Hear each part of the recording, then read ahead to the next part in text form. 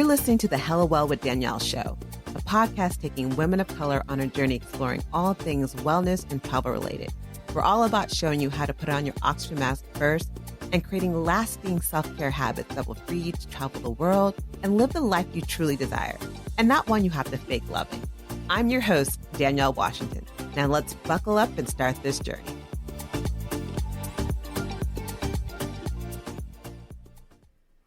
Hello, and welcome to another episode of the Hello Well with Danielle podcast. I am your host, Danielle Washington, and this is our anniversary episode. I can't believe it's been a freaking full year. And so I felt like, what do I want to talk about for the anniversary topic? Like, what is the most important thing that I would love for you guys to work on and for me to work on, and what's been the most important thing for me in my life and in how I got to where I am today. And I thought about it and I'm like, duh, it's our relationship with self. Our relationship with self is the most important relationship. And if you aren't able to understand the difference between self-love and self-care, it makes it really hard that you're likely to experience or benefit from self-love or self-care. So I wanted to really talk about the difference between the two, because I hear all the time people think that it's the same. And I actually had someone ask me recently, like, is there a difference between self-love and self-care? Because they're like, I don't see a difference. And I'm like, there definitely is a difference. And it's been such a huge part of just my life, and the fact that not knowing the difference between self-love, self-care, and self-work, which is a whole other thing, I had to learn it the hard way. And there was a lot of bumps in the road because I wasn't able to learn the difference between the three of them. And so today, I was thought about working on talking about the difference between self-love, self-care, and self-work. But I'm like, sis, you're doing a lot. So I was like, okay, we'll just focus on this week, self-love and self-care. And so let's kind of go out with the basics. I think people mix it up so much because we're just hit with so much in this world. I think social media, don't get me wrong, I like social media. I love my, starting to become addicted to TikTok, which I never thought was a possibility. But, I scroll through Instagram, I scroll through Facebook, I scroll through Twitter. And so I see there is value in that. So I'm not saying there's not value in that, but we are so bombarded and we're hit all the time with so many messages about the right way, and I air quote the right way to have the right body, the right way to eat, the right way to, live healthily, the right way to even do wellness, or how we dress. The magazines are always telling us, 10 the right ways to do this, the right ways to do that. And it is exhausting. We're even told the right way to do self-care and self-love. So it's totally easy to lose sight of the fact that self-love and self-care are completely different, and they are not the freaking same. And so I wanted to really focus in on what's the difference. So let's start with self-love. Self-love, and I love a good dictionary definition. So I looked it up, self-love, in the Webster's Dictionary. And self-love in the Webster's Dictionary says, love of self, such as having a high regard for your own well-being and happiness, and an appreciation for one's own self-worth and virtue. I'm like, this is really lofty. I get it, but I don't get it. And then I hate when you have a definition. This is just a sidebar. I hate a definition that uses the word in the definition. So I'm like, it doesn't really clarify it. So yes, love of self, it makes sense, I guess, in a large degree. It means love yourself and to appreciate yourself. But let's go a little step further. And I want to go a little bit deeper. The way I see self-love is really the act of knowing and accepting oneself. Oh, and I say this from someone who didn't do that for so many years. I did not love myself I didn't have love for myself. I didn't even know what self-love was. I thought I did. And I was like, I've seen enough movies and, I think I get it, but I didn't get it. And I wanted it. I wanted self-love so bad. I wanted self-love probably as much as I wanted love from other people. But I think I take that back. In my mind, I thought I wanted self-love more than I wanted love from other people. But I think my love for validation from other people outweighed my self-love, which got in the way of my self-love, which is a whole other kind of weird, twisted situation that occurred. But I do think that self-love, if you really get to the root of it, it's really knowing and accepting yourself. It's about cultivating an attitude of, gratitude and acceptance, not just emotionally, but also physically. It's about, accepting what your body looks like. I look at my body at 40 something right now, and I'm like, okay, my butt used to be a lot higher and my stomach used to be a lot flatter, but I'm at a point in my own self-love journey that I'm accepting my body exactly as it is. Yeah, I probably could get a personal trainer and maybe I get a butt lift, which I never will do. And I can do a lot of different things, and I get stressed out about my body and feel like, oh my God, my body doesn't look like this model or this actress, and I should try to, have, bigger boobs because, I hear guys like that and all these different things. Nah, sis, I love my body exactly as it is. It's not perfect, but the reality is I'm perfectly imperfect. And that is self-love to me, to recognize, that you're human and that you're perfectly imperfect. And I will never reach perfection. And I don't even think there is a perfect body out there. And it goes also, so that's the physical side of it, but even emotionally, I'm perfectly imperfect. There's days where I'm not okay. There's days where I'm judgmental. There's days when I am jealous and I'm envious of other situations. And I also have learned to give myself grace, which is a form of self-love. And through those moments of acceptance and gratitude, I'm able to love on myself in a way that I think has helped me become a better person. And the other aspect of it all, and I'm probably going to go a little woo-woo for some people, is I also think to love yourself is to experience yourself as love and to know that you are love. Not that you're just loved, loved, L-O-V-E-D, but that you are L-O-V-E, that you are love. You are the complete, utter energy of love. You are the essence of love. And if you are the embodiment of love and what it means to love, then you are worthy. You are perfectly perfect as you are because you are love. There is no need for external validation. There's no need to be a certain way, or what I call the shoulds, and I should be this way, I should think this way, because you are just period love on just a fundamental level.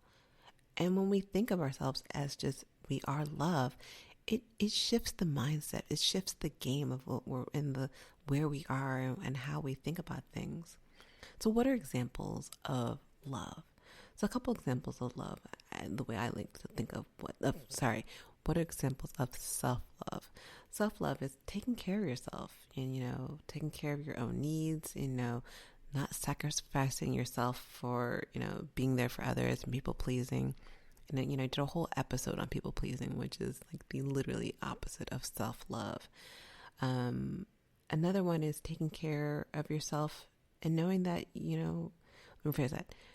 Another one is knowing that you are worthy of being kind to yourself, and it's talking to yourself in a kind way. I always say, when you talk to yourself, because I always say I talk about the inner mean girl. When you talk to yourself as if you're talking to your 5-year-old daughter, that's self-love. When you're able to be kind to yourself in that way, when you're listening and trusting yourself, and being able to trust, and when you're able to trust yourself, that's when you're able to trust yourself because you know yourself and you are listening to yourself. That's, honey, that's something that it took a long time. I would say that started doing that in the last 2 or 3 years, and it has been so impactful into the way I show up every day in my own life. Another form of self-love, I think, is letting go of comparison. And, also thinking about it in this way, letting go of relationships that no longer serve you. I think that's so important in the way of self-love. And also just living from a place that you know that you're enough, period. And, it goes back to knowing that you are love. But I feel like we struggle so much with self-love. And I can say for myself, an experience of struggling from self-love because we're so disconnected from our inner truth and our inner being. If self-love is that inner truth and, being able to accept and be aware of that, when you're so disconnected because we're taught we need to be a certain way, you need to, have these social norms, like this is the way it's supposed to be. This is the way to do self-care. This is the way to eat healthy. This is the way to, exercise. And we discredit that inner truth, that inner knowing, the inner being. We're disconnected from the self-love, and it leads to lack of love and leads to all these other different things, and leads to people pleasing. And I think that it's so easy to struggle with it. And I think part of that reason, the reason why it's so difficult for self-love and why people have difficulty with self-love, is that there's all these misconceptions around it. And we're taught that self-love is selfish, which it's not. Self-love is like the complete opposite of being selfish. You can't pour from an empty cup. And we talk about it all the time. That's, I think the most truest of purest form of self-love is putting your oxygen mask on first. They tell you that on the plane for a freaking reason. You can't be there for others if you have no oxygen. If you are pouring out all of your energy into the world and leaving nothing for yourself, it is hella hard to be there for someone else. And so it's not egotistic to care about yourself and to love on yourself and to focus on yourself. It's the exact opposite. To focus on yourself not only helps you, but it also helps the other ones that you say that you love and that you are trying to help as well. Another misconception about self-love is that it's narcissistic and oh my God, you're being vain and you're being superficial because you're all about loving yourself. Nope. Again, the exact opposite.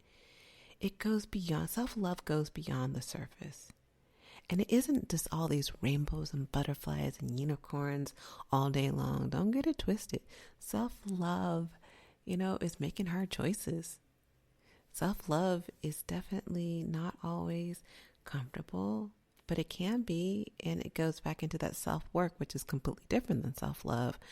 But through the self-work, you're able to accept and love yourself, which can sometimes be difficult, but, and loving yourself and caring for yourself, and I'm getting ahead of myself, so I'm going to stop right there.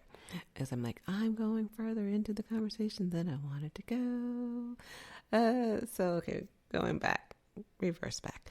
So self-love requires courage to distinguish your weaknesses and challenges you in different, and there's obstacles in self-love. And I want people to know that self-love isn't always rainbows and butterflies, but it sure the hell can be some of the best rainbows and butterflies you've ever had.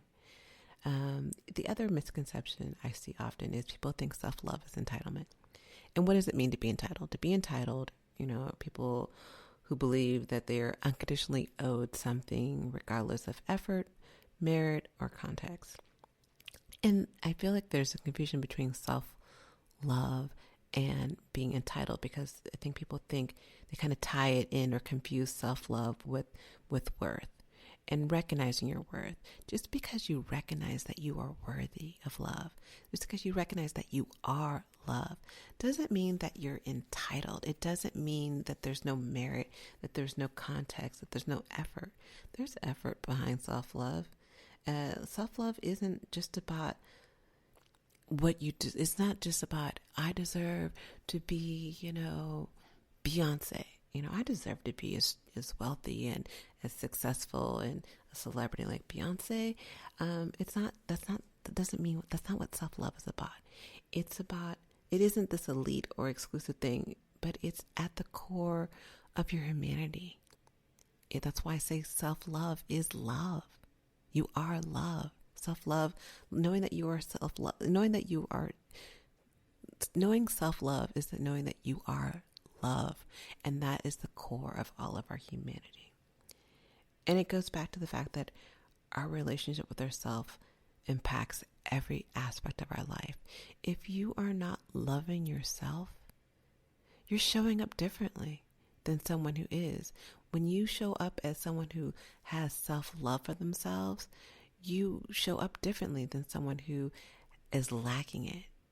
And I can see the difference. Like when I was showing up from a place of being a victim versus a person who loved themselves, it was always about, let me show people how hard life is. You're like, oh my God, my mom is, it needs help. My dad had a stroke and, oh my God, COVID did this to my business. And, I dated this guy and he ended up being, this total jerk and and all these different things. That was me coming from a victim mentality and not knowing my worth, not knowing that I was worthy of who I chose to spend time with. It was coming from a place of not being grateful for my parents are still alive. Crazy, but still alive. And I can show acceptance for that. And it also comes from the fact that, setting those boundaries, which I think is actually self-care, but it also in self-love, it's knowing that I am worthy of what I desire in life.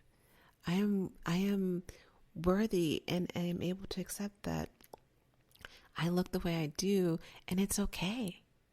I say and feel and the way I do because it's the way I am and it's okay. I love crystals and I love that I love crystals and I'm okay. It's part of my self-love is loving the fact that I love something that someone else may not love, and it's okay to be me. Unapologetically me. It is okay to unapologetically be you without guilt, without shame, and to love and accept, loving and accepting and trusting yourself. It's okay to trust yourself and your opinions as word, and not feeling like, oh, well, on Instagram, this person has 25K followers and she says self-love is this. So I guess, I'm doing it wrong because someone else told me it's differently. Nah, sis, it's not that way. It's about what works best for you.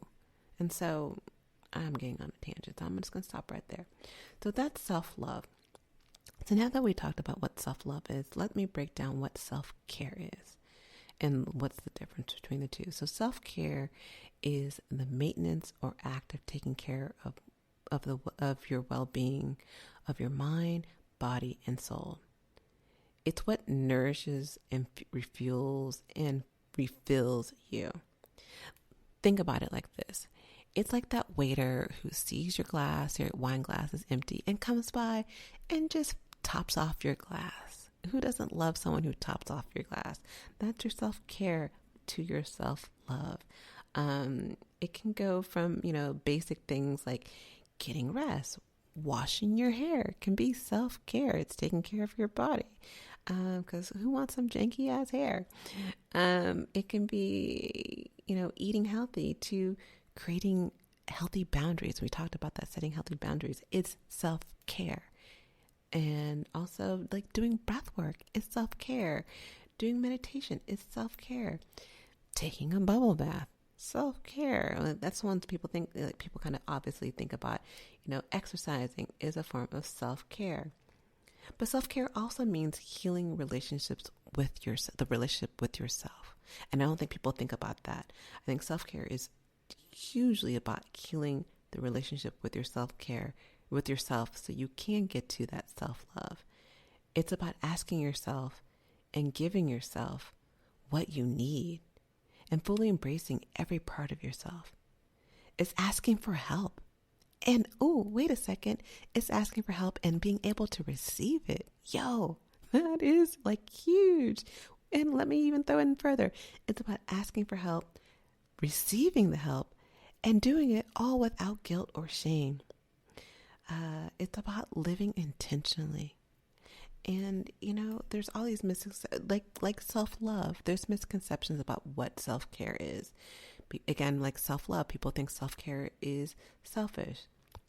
But how is it selfish to recharge and restore yourself? When you're able to restore yourself and give yourself more energy by resting, by giving yourself and your body and your mind and your soul what it needs so it can recharge, how is that selfish? Is it selfish to recharge your freaking phone when it's about to die? So why is it selfish to recharge your body and your mind and your soul when it's about to die? I don't get it. So I don't understand the concept, the misconception, and the myth that self-care is selfish. It don't make sense to me. The other part of it is people say, oh man, self-care it takes up too much time. I ain't got time. I'm so busy. I'm doing all these different things. We choose what we spend our time on, what we value. Where we spend our time is what we value.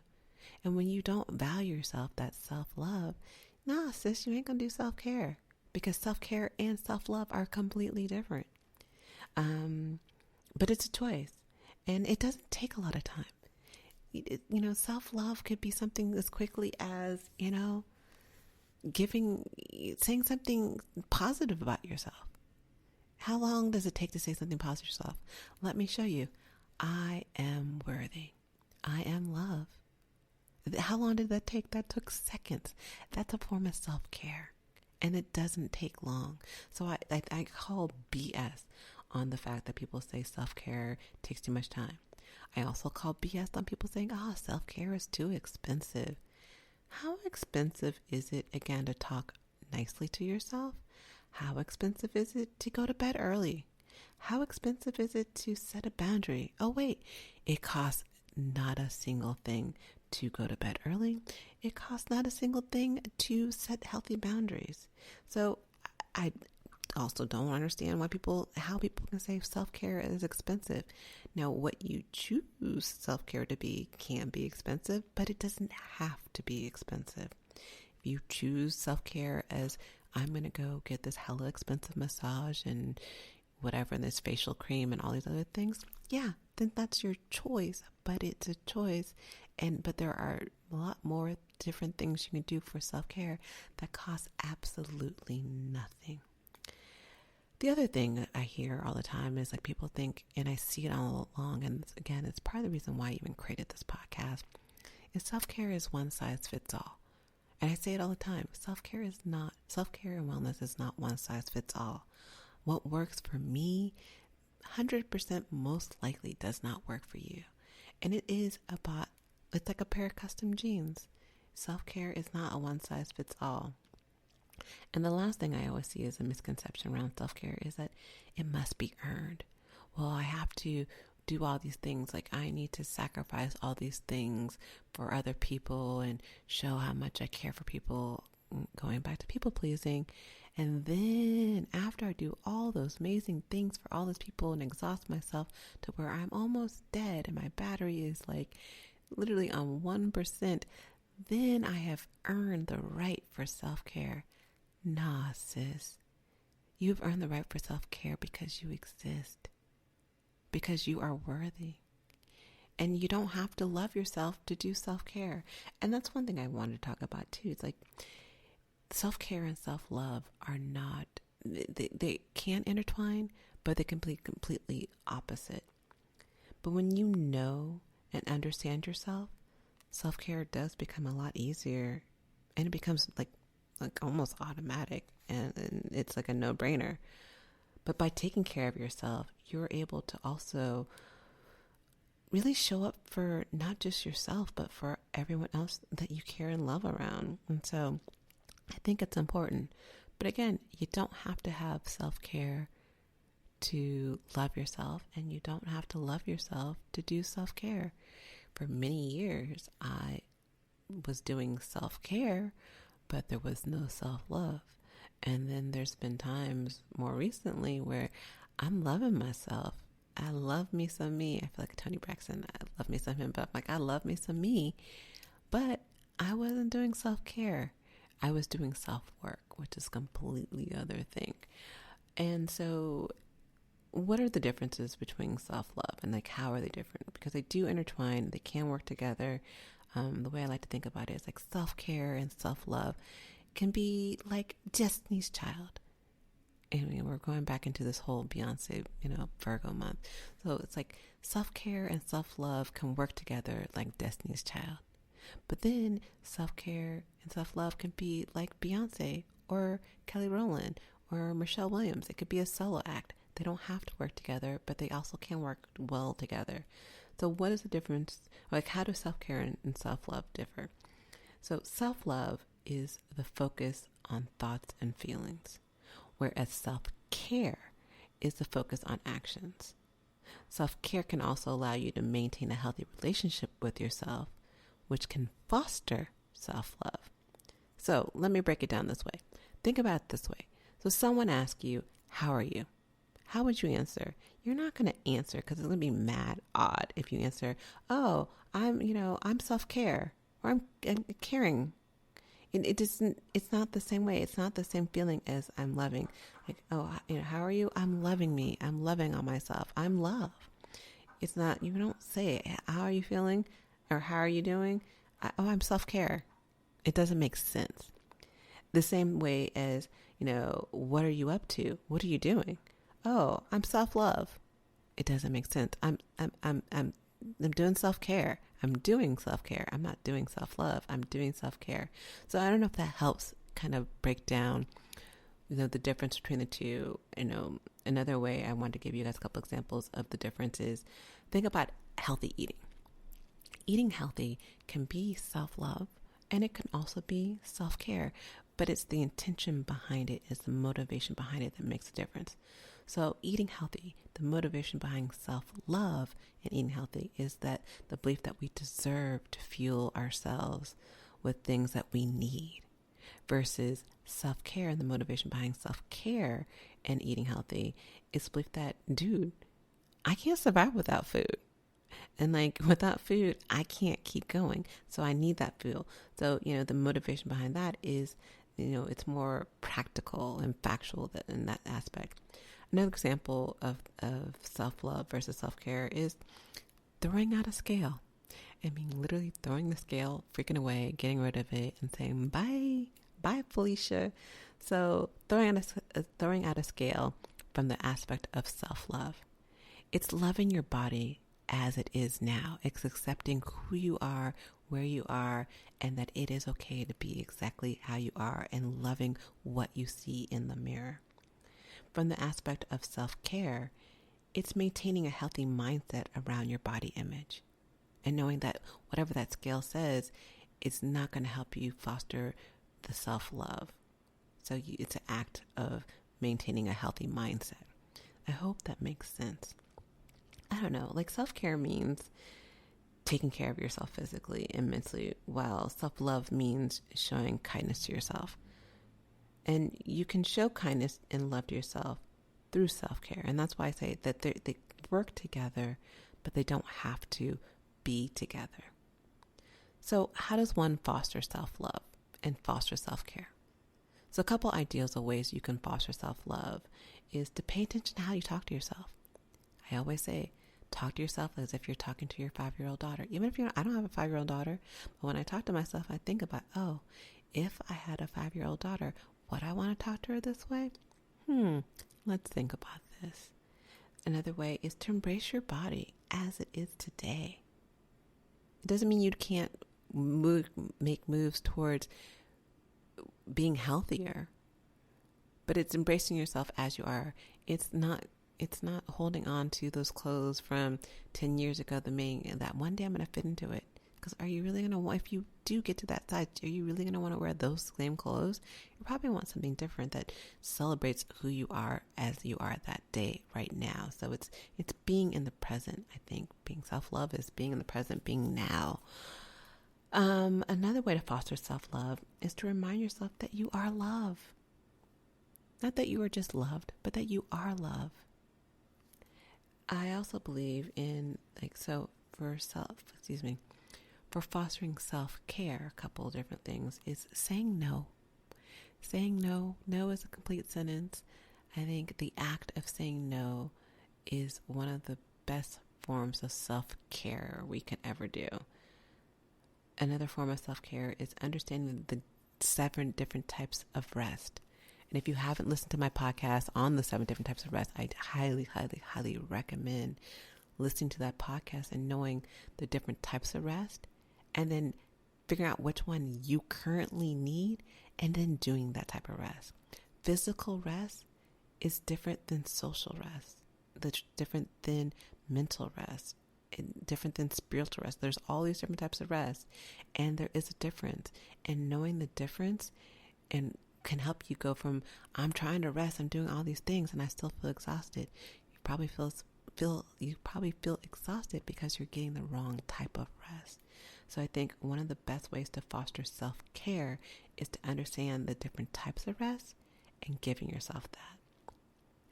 And the last thing I wanted to talk about was, another way to foster self-care is listening to your body and your mind and feeding it what it needs. We matter. You matter. And knowing the difference between self-love and the difference between self-care, knowing the misconceptions behind them, and knowing what you need to fulfill your needs and to refuel yourself and to accept and love yourself and know that you are loved will completely impact how you show up, not just for yourself, but how you show up in the world. And doing that has basically made my life one that I enjoy living. I can say at this birthday, I am worthy. I am worthy of everything I desire in life. And I couldn't say that last year because I didn't feel worthy. And I don't think I can say that I fully loved myself last year. I was on the road. I was coming into the train. I've been on the train for a while of the self-love and trying to get there. But I was on the train. I was getting really close to the destination, but I wasn't there yet. From this birthday to the last birthday, I have discovered self-love and my self-worth and loving and accepting who I am.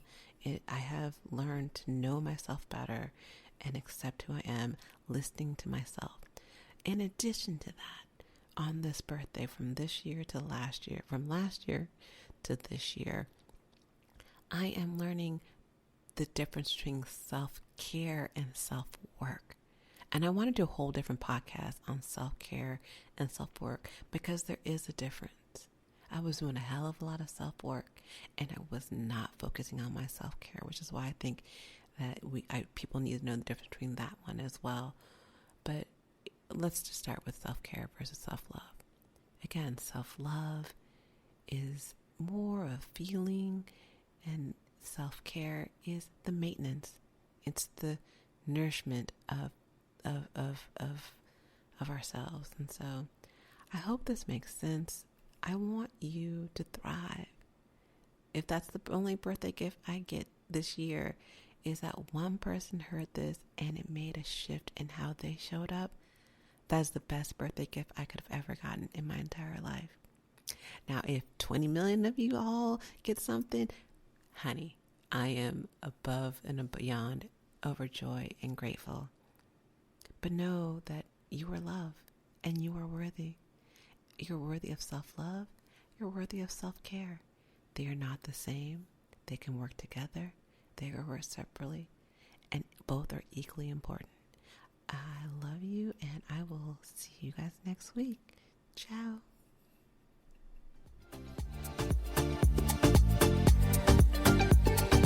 Thanks for joining us this week on the Hello Well with Danielle show.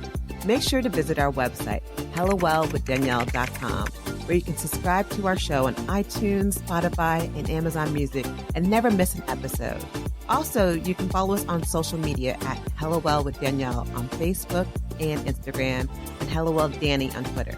And if you hella love the show and got some good nuggets out of it, know that I'm not too proud to ask for you to please leave a rating or review on iTunes so that we can continue to expand our reach and help other women of color. Again, thanks so much for listening, and I hope to see you next week. Ciao.